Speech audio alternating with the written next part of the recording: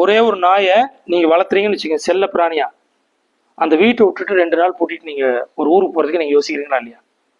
அந்த நாய் வந்து தெருவில் அது பாட்டுக்கு எங்கேயோ வாழ வேண்டிய நாய் உங்க வீட்டுக்கு வந்துச்சுன்னு சாப்பாடு போட்டு உங்க வாசல்ல கட்டி வச்சிட்டீங்க, அந்த நாயை உங்களுக்கு தடையாயிருது.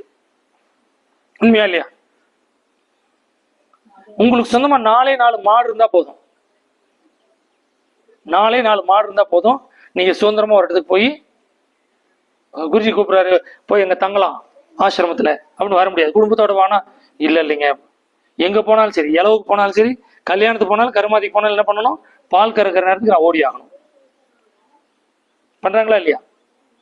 அப்ப நான் அதுக்காக வந்து உண்மையிலேயே இந்த விவசாய தொழிலை செய்கின்றவர்களும் நான் அருந்துவதற்காக உங்களுடைய வாழ்க்கையை தியாகம் செய்து எனக்காக எங்கோ பால் கறந்து நான் அருந்துவதற்கு பால் கொண்டிருக்கக்கூடிய உங்களை வணங்குகின்றேன். நீங்கள் தியாகிகள். ஆனால் நான் மகிழ்ச்சியாக இருக்கிறேன், நீங்கள் மகிழ்ச்சியாக இருக்கிறீர்களா? இது மட்டும் தான் கேள்வி. ஏனென்றால் இதை சரியாக புரிந்து கொள்ள என்றால் ஒருத்தன் கொடி தூக்கிடுவான், இதை விவசாயத்துக்கு எதிராக பேசுறேன். நான் விவசாயத்துக்கு எதிராக பேசவில்லை, கால்நடைக்கு எதிராக பேசவில்லை. முழுமையான சுதந்திரத்திலே நீங்கள் வாழ்ந்து கொண்டிருக்கிறீர்களா, ஆனந்தமாக இருக்கிறீர்களா என்ற கேள்வியை உங்கள் முன்னே வைக்கிறேன்.